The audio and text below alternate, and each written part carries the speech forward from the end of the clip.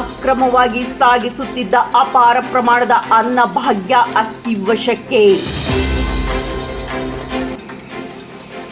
ಗದಗ ತಾಲೂಕಿನ ಬಿಂಕದಕಟ್ಟಿ ಗ್ರಾಮದ ಬಳಿ ಲಾರಿ ವಶಕ್ಕೆ.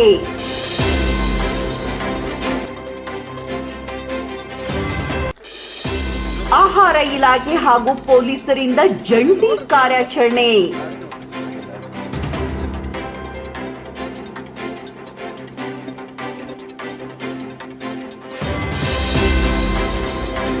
ಸುಮಾರು 50 ಕೆಜಿ ತೂಕದ 1,000ಕ್ಕೂ ಹೆಚ್ಚು ಚೀಲಗಳು ವಶಕ್ಕೆ.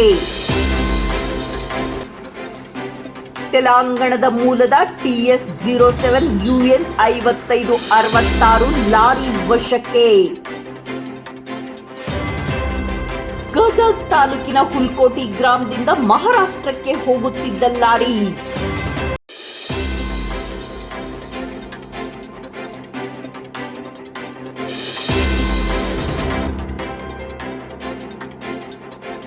ಲಾರಿ ವಶಕ್ಕೆ ಪಡೆದು ವಿಚಾರಣೆ ನಡೆಸುತ್ತಿರುವ ಅಧಿಕಾರಿಗಳು.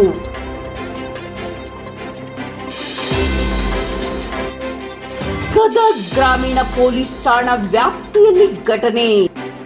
ವರದಿ ಮುತ್ತಣ್ಣ ಬರಡಿ, ಜಿಲ್ಲಾ ವರದಿಗಾರರು.